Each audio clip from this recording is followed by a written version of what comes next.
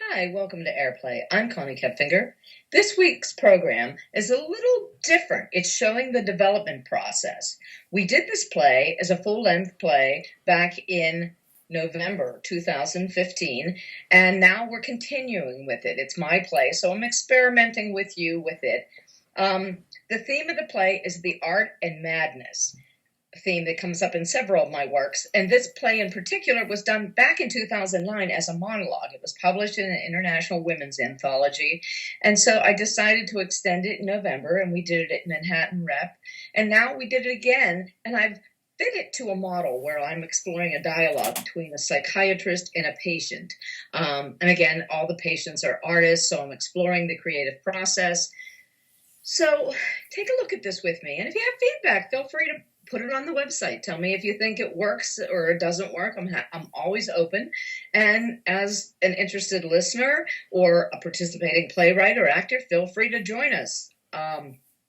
This particular play, again, The Guardian, was filmed at Manhattan Repertory Theater in January 2016. It stars Susan Skosko and Terri. Terri plays the doctor, and Susan plays the artist, Jojo Fagoli.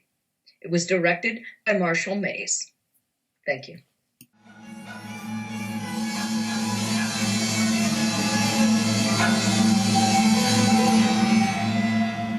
It wasn't my fault, really. You know that. She laughed at me. They all laughed at me. They laughed at me for telling the truth. It's like I feel like they're laughing at you. You, the maker of the world. How can they ever know themselves if they don't recognize you? The you and me. The you and everybody. Oh, God, please, send my doctor to me. She knows you. She knows me. Oh, God, please, please, please, please.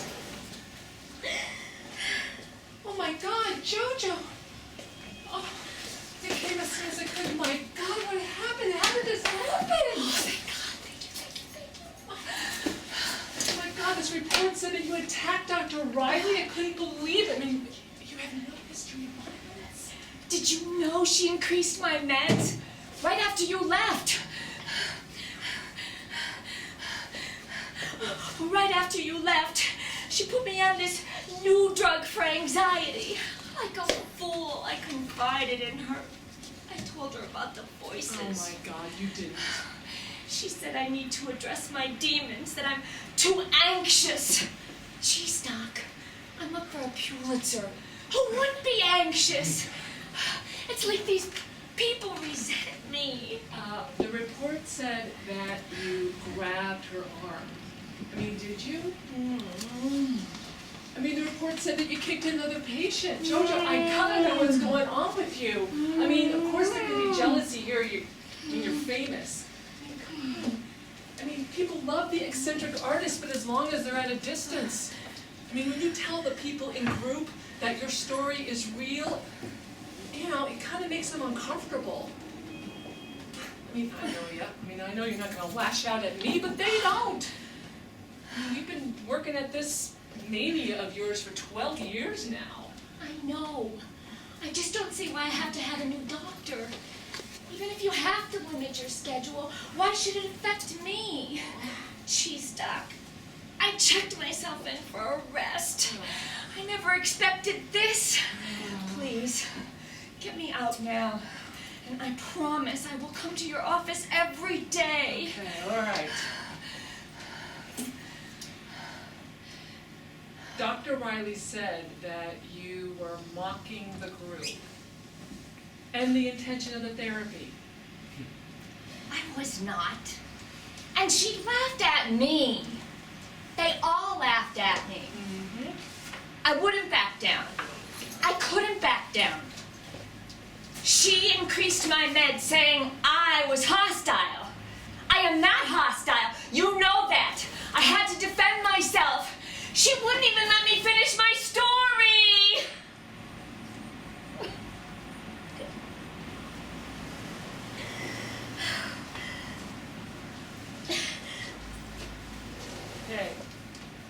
Just tell me the story.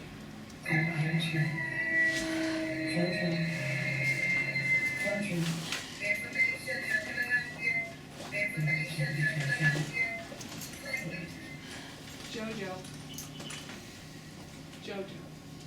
Oh, What's going on? I'm sorry. I can't even think anymore. Goddamn meds. Just tell me the story. You know I've had some strange encounters. I mean, yeah, I write fiction, but this actually happened. Ask my sister, she'll tell you. It was the most important thing that ever happened to me. Damn it, Doc, why is this woman torturing me? She's just doing her job. Just tell me the story. I mean, stories are really important to us. When things, start to unravel, we recall these stories to help us make sense of the pattern. Okay. Let me get my pen first so I can write this stuff down. So, it was the summer right after high school. What year? 1975. Okay. I was 18 years old. I decided not to go to college. I told everyone I was going to New York to be a writer. Cool. My parents were crushed. I was working 2 jobs saving up for my move, but still, my mother insisted I do something creative with my life. So, I signed up for an acting class at the Playhouse. Yeah, that figures. One day, this acting teacher, Dr. Carol something or other, Okay. asks me to come up and read the scene with her. So, we're up there reading, and the next thing I know, I feel her hand creeping up the side of my breast. I notice it, she notices it. The whole class is watching us. I turn beet red. Why is this woman doing this to me? She said something about Stanislavski, objectives. Yeah, it's method acting. Ugh, I thought. Made me want to puke. Well, as soon as class was over, I bolted out of there to get the bus. I was so confused, I almost got hit by a car. My head was flooded with bad memories. Jesus, is this whole world been screwed up? Damn it, not again. Raped at 14, now this? I know, it's just... It's like the Scarlet Letter. I got that big red A on my forehead that says, here's an asshole, take advantage of her. I know, it's just not fair. But for now, let's just stay on the story. Okay, it's 1975, you're crossing the street, and... Oh, yeah, so I'm at the bus stop. And suddenly, this red Cadillac pulls up. This older Italian guy leans out the window and says, "Hey, ya, aren't you one of them famous actresses from the Playhouse over there?" Oh, God. Yeah. I thought, ugh, not another one. I go up to the car and say, "Look, man, get lost. Get away before I kick in the side of your car and call the police. I'm not in any mood for this shit." Then I noticed something weird. And his voice sounds really familiar. I just froze. Can you hear me?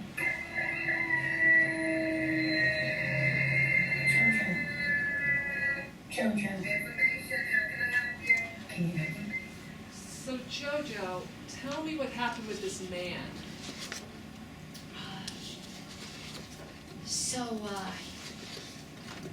He says, "Hey, wait a minute. You're that Figoli kid, aren't you? yeah, I know you. I know your dad from the pool room. You're Yankees kid, aren't ya? Ha! You're from Turtle Creek. I knew you. I'm from Wilmerding. I know your dad, your uncles, your cousins. I grew up with them guys. So you told your group this story with all those accents and everything? Of course! What do you expect? So he opens the door for me to get in, and he says, "Come on, get in. I'll take you home. I'm going that way. Your bus, the Trafford, 67F, it's stuck downtown. There's gonna be a really bad storm. Come on, get in." You did not get into his car. I get in his car. So we're about a block and a half. Suddenly, this massive cloud bursts. It was raining so hard you couldn't even see out the windows. And he says, "There's pot in the glove box. I don't smoke the stuff. I just keep it in there for my friends. They might need it sometimes." So I'm rolling a joint. And he's rambling on. "Good to meet you, kid. My name's Tony. I'm a painter in New York. I teach at NYU. So tell me, what do you want to do with your life, Jojo?" Wait, you told him your name. I never told him my name. So I says, "Oh, I'm going to New York too. I'm a painter." Back in those days, my plan was to go to New York and disappear. I thought if I was in New York City, I could crawl in a bottle of scotch and I'd be safe. Oh, I know. That was then, not now.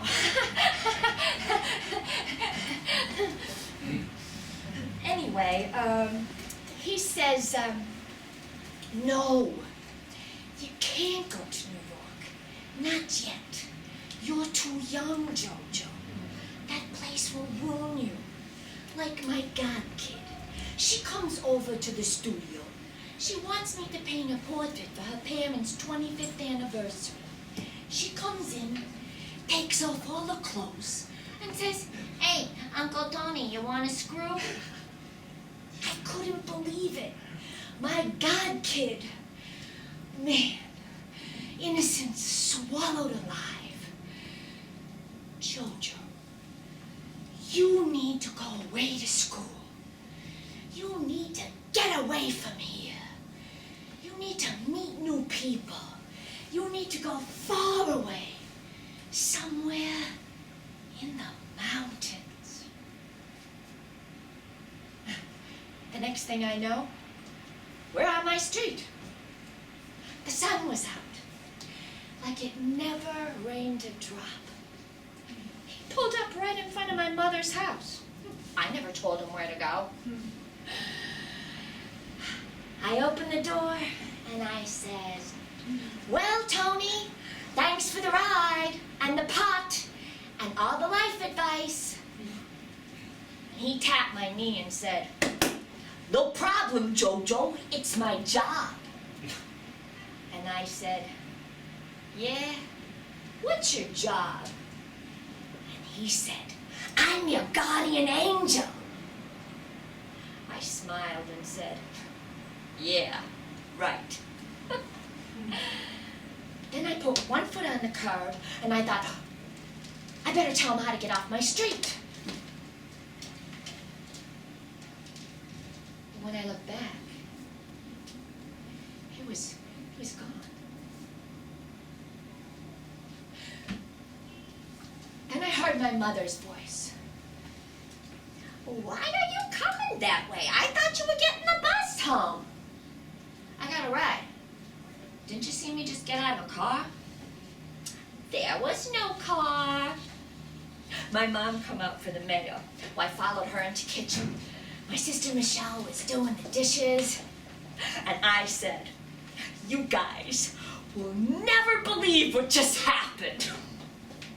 I told them the exact story. My mom didn't even flinch. "That's a sign! You need to go to Penn State to the main campus. figure out how to get you all those loans and grants back. That fall, I was a freshman at Penn State main campus, meeting all sorts of new people. And I was in the mountains.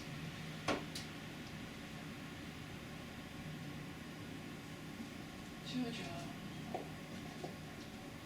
how does that story make you feel? Better. Yeah, better. Yeah, I can see that. Do you know why? It feels good to tell that story. Gives me my strength. What do you mean? Feels good to have my power back. Like the sun coming out after a violent storm. That's a beautiful line, Jojo. Yeah, it is. I like being a writer. It's who I am. I just have to be me. I know it will all work out. Your thing too, Doc. It'll work out. I notice you're not wearing your wedding band anymore. That's why you went away, huh? It'll be okay. People hurt each other. People pass away. We survive, don't we?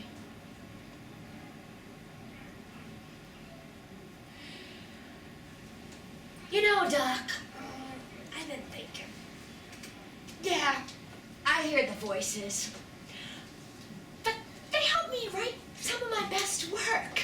But you know, there's something more to it than that.